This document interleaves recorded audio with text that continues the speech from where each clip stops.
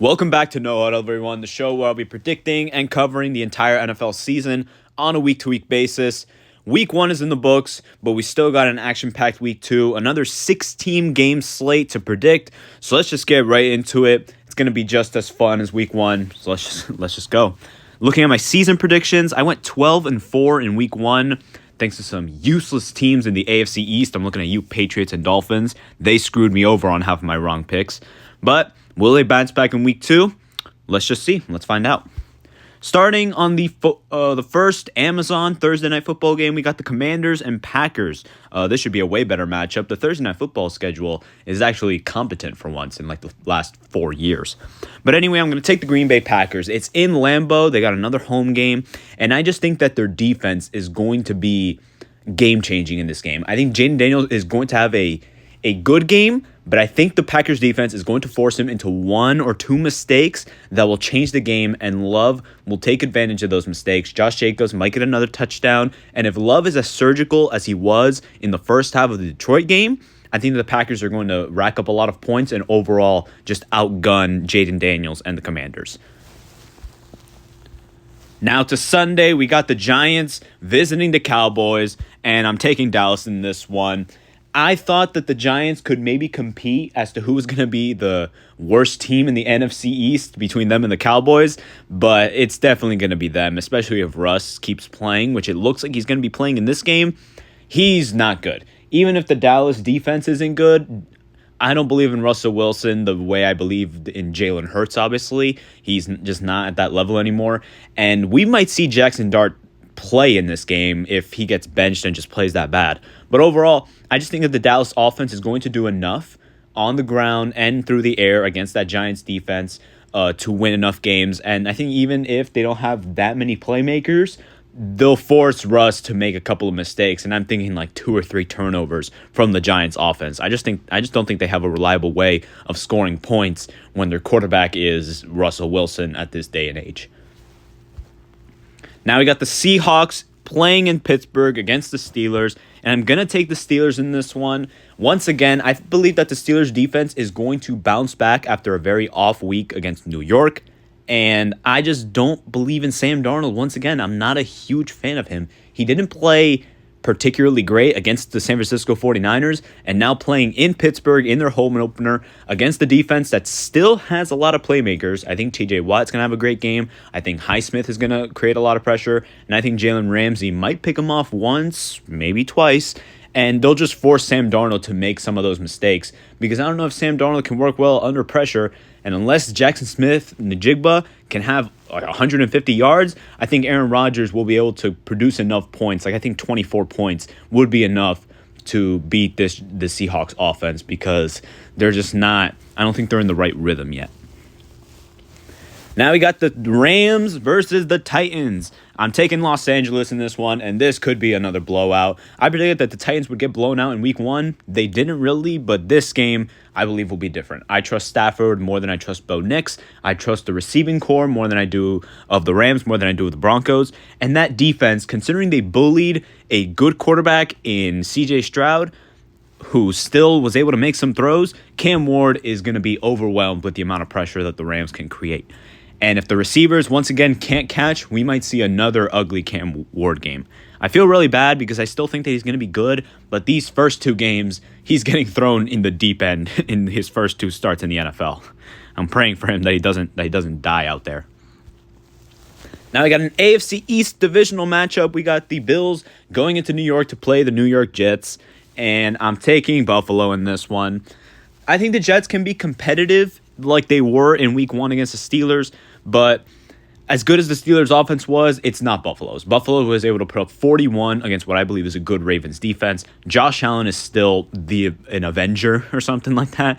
I think he's going to lead the offense to score a bunch of points, and I don't think that Justin Fields will be able to replicate exactly what he did against the Steelers.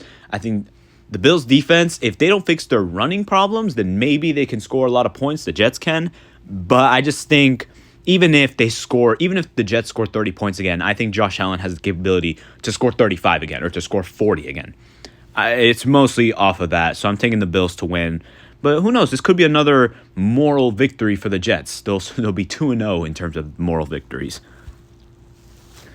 Now we got the two most disappointing teams of week one, the two that laid eggs. The Patriots going into Miami. And I'm taking the New England Patriots to win this one. I hate what I saw from the Dolphins in week one. They did nothing right. At least the Patriots, Drake May looked decent and their defense forced a turnover or something like that.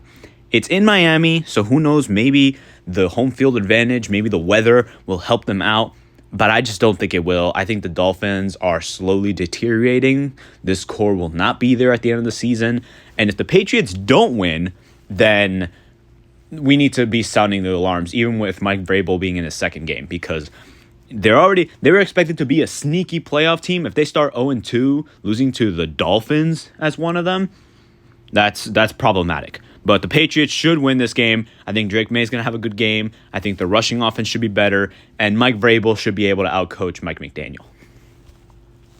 Now we got another cat bowl of the Jaguars. The Jaguars playing against the Bengals. And I'm taking Cincinnati in this one. This could be a battle. This could be a mid-off for sure. In 2021, these two teams played and actually produced a good game. I don't believe that to be the case. Burrow should have a better game because he played bad against the Cleveland Browns. And I think Jamar Chase will play well. T. Higgins will play well. Even with Travis Hunter playing on defense, I don't think that's going to improve that aspect a lot. I still think that Burrow's going to have a way better game. I'm thinking like 300 yards and 3 touchdowns. Typical Burrow game. And I just don't believe in the Trevor Lawrence-led offense. Like, I still think it's going to take some time to adapt. And while I think Travis Etienne's going to have a good game, now that he's going to have a lot more usage, I just don't see it being enough to outgun the Bengals offense. I think that's the matter of fact for a lot of these games in this week, that one team just simply can't outscore the other one. I think the Bengals will put up 30, and I just don't think that Trevor Lawrence has the capability of doing that just yet. Now we got the San Francisco 49ers going into New Orleans to play the Saints. And it was reported that Brock Purdy's going to miss around 2 to 5 weeks with an injury, which means we're going to get the return of McCorkle Jones, Mac Jones, making his triumphant comeback to the NFL playing for the 49ers. But I picked the 49ers even before this, and I'm picking them even with Mac Jones. It's once again, I'm sorry, Saints fans, I just don't like your team. Even Mac Jones can play like a game manager. Like, he's not going to play like Purdy because he's worse than Purdy, obviously. But I think that he can put up like 200 yards, 2 touchdowns, not make any mistakes. I think Kyle Shanahan can simplify the offense because that's what he did. That's what he did when he had Jimmy Garoppolo on his team. If it can just go to that, and he can have Ricky Pearsall making some plays, Christian McCaffrey can actually handle a lot of usage, the defense will do enough to hold Spencer Rattler to like under 15 points. And like, if the 49ers just score 20, I think that's just going to be enough for them to win. So Mac Jones wins in his comeback to the NFL, and he begins 2025 undefeated. Another divisional matchup here, this time in the AFC North, we got the Browns playing the Ravens, and I'm taking Baltimore. This is going to be their bounce-back game. They're going to come into this game really angry. It's their home opener, and they have the Browns. They look at the Browns with revenge in their eyes. Not because they lost last year, but because they lost in week one. I think they're just going to have the exact same game plan, but it's not going to be close because Joe Flacco at this point is obviously not Josh Allen. I'm thinking that the Ravens will rush for over 200 once again. Lamar will have a clean game. Derrick Henry will have a good game. It's just, for me, it's just going to be a blowout. The Browns were barely able to get points on the Bengals defense. They'll probably have more problems against the Ravens defense, and they just can't. They're not going to be able to contain Lamar Jackson, who's still playing at his best at the start of this year. Now we got the Bears playing the Lions, the Ben Johnson revenge game, and I wanted to lean towards the Bears, but I'm going to take the Lions. It's at home. They have that bounce back mentality now. Because they lost week one, they can't afford to go down 0-2 with this division being really good, and they just have too much talent for them to just be so static on offense 2 weeks in a row. Like, I expect Jahmyr Gibbs and David Montgomery to have a bounce back game. I think Laporta and Amon-Ra are going to have better games. Jared Goff, the offense should just be more explosive. And when it comes to the Bears, I don't know how their offense is going to be. And against the Lions defense that still has playmakers, like I said, they still have Brian Branch, they still have Aiden Hutchinson. I think they'll be able to force Caleb Williams into making some mistakes. And I just don't see Ben Johnson's team getting out of this one with the win. So the Lions get their bounce back, and the Bears just sink into an 0-2 start. Now we got the Peyton Manning Bowl, but without Peyton Manning, the Broncos playing the Colts, and the legend of Daniel Jones. Will it continue? Unfortunately, it will not, in my opinion. The Broncos defense should be miles better than the Dolphins defense. Daniel Jones, will he play absolutely terrible? I don't think so, but he's not going to play like an all-pro like he did in week 1. And Bo Nix should be playing better. That's the key. If Bo Nix doesn't play better than he did in week 1, the Broncos might actually lose this game. But I think on the back of just being a game manager once again, scoring around 24, 27 points, and then the defense forcing Daniel Jones into making his typical mistakes of fumbles and interceptions, I think the Broncos will cruise to around a 10-point victory. It is in Indy, so we might have to look out for that. Who knows, Daniel Jones might just be the new Sam Darnold this season, but until I see it for more than one game, I'm going to choose to ride with the more consistent Broncos team. Now we got the Panthers versus the Cardinals, and I'm taking the Arizona Cardinals. They're going to start 2-0 this season, which would be kind of impressive if they weren't playing the Saints and the Panthers. I might be out on Bryce Young, I'm not going to lie. I hate to see it because I actually really liked him. I saw some of his games at Alabama. I think he was an amazing quarterback, but now in the NFL level, he might just be cooked. Like he's not good. He throws way too many inaccurate passes. He just can't really throw at the NFL level. And if he just keeps playing like he's playing, the offense isn't going to do anything. Even if they have the playmakers like Tech McMillan and the Cardinals, they don't really have to do much. Like they just have to repeat what they did last week. Just score 20 points. Just keep the ball safe, not turn the ball over, and they're just going to cruise to a victory. Like I don't think they have to do anything extraordinary to beat the Panthers of all teams. And now we got the game of the week. We got the Super Bowl rematch. The Eagles playing in Kansas City against the Chiefs. This game, I was going back and forth since Sunday happened, since I saw both teams play. I had no idea who I thought was going to win this game. It ended up becoming a bit of a coin flip. I was leaning towards one team, but in the end, I leaned towards the other, and I'm picking the Philadelphia Eagles. Jalen Carter is back. He's going to be a crucial addition to the Eagles defense, who was terrible. They were terrible in week 1. Unfortunately, I don't think Xavier Worthy is going to make it to week 2, which means we're going to have to see that static, unexplosive Chiefs offense. And I do believe that the Eagles offense has enough explosiveness. A.J. Brown and Devontae Smith are going to play way better. Saquon's going to have a better game. Jalen Hurts, I expect to be safe with the ball and consistent. And I don't really trust that Chiefs defense either. But going back to the key aspect, which is the Chiefs offense, Mahomes is going to have to play hero ball. We're going to have to see the Mahomes that we saw in 2022 when he had barely any weapons and he was still making magic out of nowhere. I don't know how much we're going to see that. We saw that only in the second half against the Chargers, and they aren't able to run the ball either. So that means if Mahomes makes one or two mistakes, like one of those electric plays goes into the hands of one of the Eagles players, the Chiefs are going to be in a deep hole because they can't stop the Eagles offense. So I think it's going to be incredibly close. It could go into overtime, but I just think that the Eagles are going to squeak it by because I think they're going to have the more clean game and they have the more consistent game.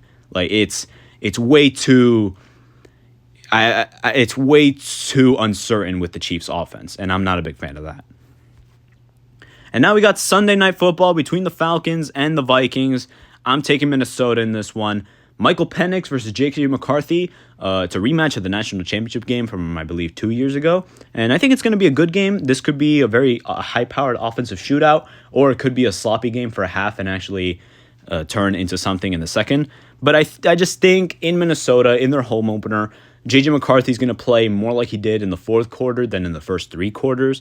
The Justin Jefferson's, I think, going to get rolling more. And I just trust Kevin O'Connell and Brian Flores and overall like the core of this Vikings team than I do of this Falcons team. It's going to be I believe it's going to be a lot like the Tampa Bay and Falcons game where they're going to be competitive, but overall J.J. McCarthy's going to make the plays just like Baker Mayfield did last week. And to end the week, we got Monday Night Football. It's a doubleheader. I don't like these doubleheaders, I'm not going to lie. But we got Tampa Bay playing against Houston, and I'm going to take the Buccaneers in this one. The Texans got absolutely murdered. C.J. Stroud got absolutely murdered by the Rams, and now they lost their center for some time, and he's going up against Vita Vea. That's a recipe for disaster for the Texans. I think that their defense is going to do a decent job, but even still, Matthew Stafford had a decent game, and his two receivers kind of played well in week 1. So I think Baker Mayfield's going to do the exact same thing with Mike Evans and the rookie Agukba, I believe that's his name. And I just don't believe that the Texans will produce enough time for Stroud to make the plays, because he's going to be forced into some wild balls, and that's money for guys like Antoine Winfield to pick him off every once in a while. The Texans need to address this offensive line by making some sort of trade ASAP. And to end the week, we got an AFC West matchup between the Chargers and the Raiders, and I'm taking the Chargers in this one. I may be doubting Geno Smith again, but I just love what I saw from the Chargers in week 1. I think Justin Herbert, once again, he's going to keep up his safe play. People have to remember that he only threw 3 interceptions all of last season before the playoff game. And I just think he's going to keep that. Even if he throws 1 interception, I think that the Chargers defense is going to be good enough to limit some of those explosive plays like they did in the first half of the Chiefs game. The Chargers running game should look better. And overall, I trust them getting to around 30 points before the Raiders. And I think it's going to be kind of high scoring, but I just think the Chargers have more offensive potential. So I have them walking away with the win to end off week 2. And that is all of the games that we have here. If you enjoyed this, please like and please subscribe, as any support is truly appreciated. Once again, I'll see you guys on Wednesday when I react to week 2, and then next Thursday when I predict week 3, so on and so forth till Super Bowl 60. And I'll see you guys in the next one.